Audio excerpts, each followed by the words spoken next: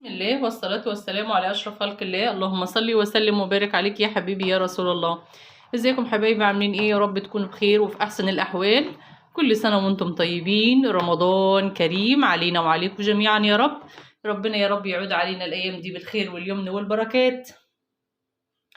أنا منى ودي قناتي على اليوتيوب. حابة كل حبايبي وكل متابعيني وكل اللي بيشوفوا فيديوهاتي، اللي اشترك منهم على راسي من فوق، واللي لسه ما شرفنيش واشترك معايا في القناة أحب أتشرف بيكم وتشجعوني بيكم وتخشوا وتشتركوا معايا في القناة من كلمة اشتراك اللي بالأحمر اللي تحت الفيديو. بحبكم في الله، يا أحلى أخواتي ويا أحلى ناس ويا أحلى جمهور. ربنا يا رب يديمكم نعمة في حياتي ويخليكم ليا ويزيدكم من نعيم الله وفضله. النهارده يا منى بدينا يا جماعة، باجي أيام، لا ده باجي ساعات على رمضان. كل سنة وانتم طيبين. النهارده هنعمل أول تجهيزات من تجهيزات السحور بتاعة رمضان، اللي هو ايه يا منى؟ معايا كيلو من الفول المدشوش اللي هو بتاع الطعمية. هنعمل مع بعض الفول المدمس وعجينة الطعمية كده مع بعض. ده كيلو من الفول المدشوش، وده معايا نص كيلو من الفول اللي هو بتاع اللي هو الكامل، الحباية الكاملة. خلاص كده هنعمل مع بعض النهاردة فوالة من الفول المدمس، وهنعمل مع بعض عجينة الطعمية. أنا عاملاها قبل كده على القناة، اللي ما شافهاش يرجع على قناة أم منى ويكتب عجينة الطعمية وهيشوف الفيديو كامل. اللي ما شافوش احب كده منكم كده بالايام المفترجه ديت دعوه منكم حلوه ليا بظهر الغيب وليكم بالمثل يا رب. انا لسه يعني يا دوبها جايمه من دور. الحمد لله يا رب، الحمد لله الحمد لله على كل حال.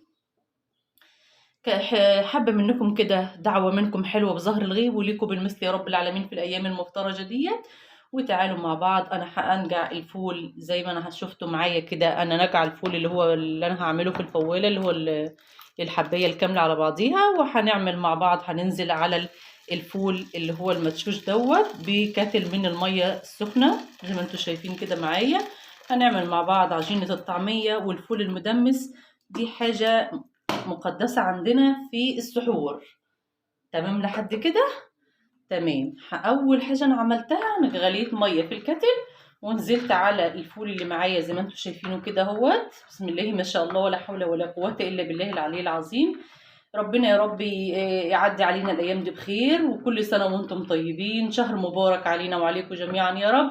وهسيب الكلام ده يتنقع لمده 6 ساعات. خلاص كده يبقى انت اول حاجه هتعمليها هتنقعي الفول ده او تخمريه لمده 6 ساعات. خلاص، سواء كان فول الطعمية أو سواء كان الفول المدمس. خلاص كده أول حاجة وأول خطوة عملت إن أنا هسيب الفول ده لمدة 6 ساعات منقوع في المية، وبعد كده هنشوف هنعمل إيه. تابعوا معايا الفيديو للآخر، في حاجات حلوة جدا جدا حاباكم تتابعوني معايا الفيديو للآخر. نشوف إحنا هنعمل إيه في الفيديو بتاعنا. خلاص كده، خلاص بعد كده هنشوف إحنا هنعمل إيه. حبايب قلبي، ده بعد الفول ما اتنقع لمدة 6 ساعات ده بيكون شكله اهو. خلاص انا غسلته كويس جدا جدا جدا، وبعد كده هناخده على فين؟ على الفوالة بتاعتنا اللي زي دي. خلاص تمام. هنزل بكمية الفول اللي معايا. بسم الله اهو. خلاص اول حاجة نزلت في الفوالة بتاعتي بالفول اللي معايا. بسم الله ما شاء الله ولا حول ولا قوة الا بالله العلي العظيم. بعد كده هننزل عليه بنص كوباية من الفول المدشوش اهو.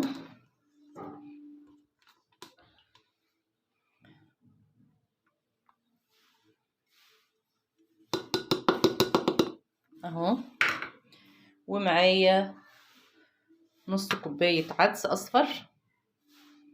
خلاص بيديله لون حلو تحفة وجميل. بسم الله ما شاء الله. طبعا انا عملته قبل كده على القناة، اللي ما شافوش يرجع للفيديوهات بتاعتي وهيشوف طريقة عمل الفول المدمس. وهنزل ايه تاني؟ معايا طماطمايه مقطعاها 4/4، ومعايا بصلتين صغيرين او رمة او بصلايه وسط، ومعايا ليمونه مالحه برضو. هنزل بالكلام ده كله كده في الفوالة اهو. بسم الله ما شاء الله ولا حول ولا قوة إلا بالله. يبقى أنا نزلت بالنص كيلو فول، عليه نص كوباية من الفول المدشوش، عليه نص كوباية عدس، عليه حباية من الطماطم وبصلاية وليمونة مالحة. لحد كده تمام تمام. هننزل عليه بعد كده بالمية المغلية بتاعتنا. بسم الله اهو، لحد ما نكمل الفوالة بتاعتنا مظبوط.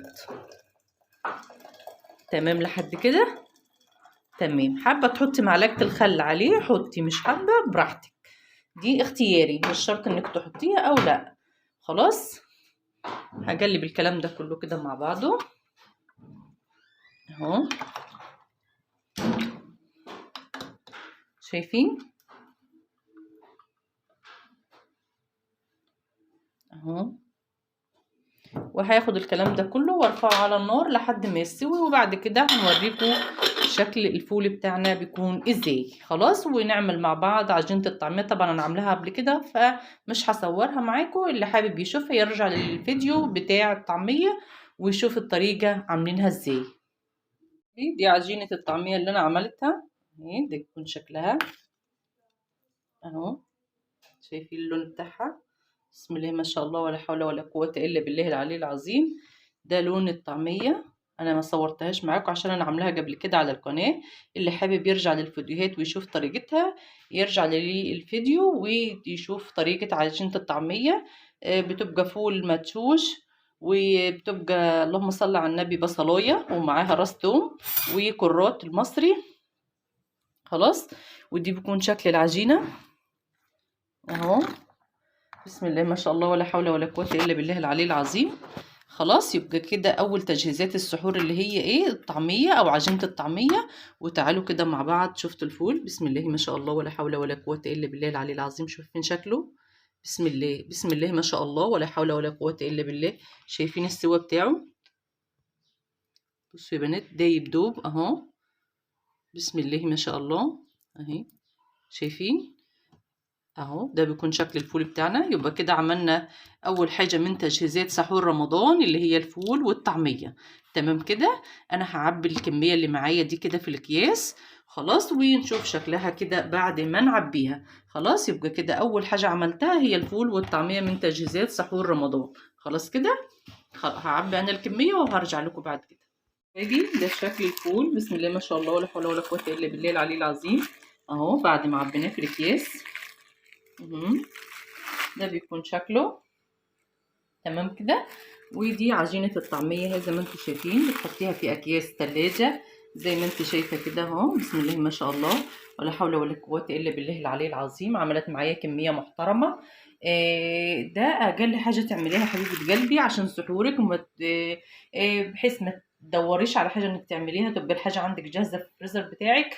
خلاص كده. بحبكم في الله، احلى اخوات واحلى متابعين. وده كان شكل الفول بتاعي ودي شكل الطعمية بتاعتي. يا ريت حابة كل حبايبي وكل متابعيني اللي استفاد ولو بمعلومة بسيطة من الفيديو ما ينساش لايك اشتراك في القناة، شيروا الفيديوهات على قد ما تقدروا على حبايبكم واصحابكم. وكل سنة وانتم طيبين ورمضان كريم علينا وعليكم جميعا. بحبكم في الله. احلى اخوات واحلى ناس واحلى جمهور ليا. دمتم في رعاية الله وحفظه. السلام عليكم.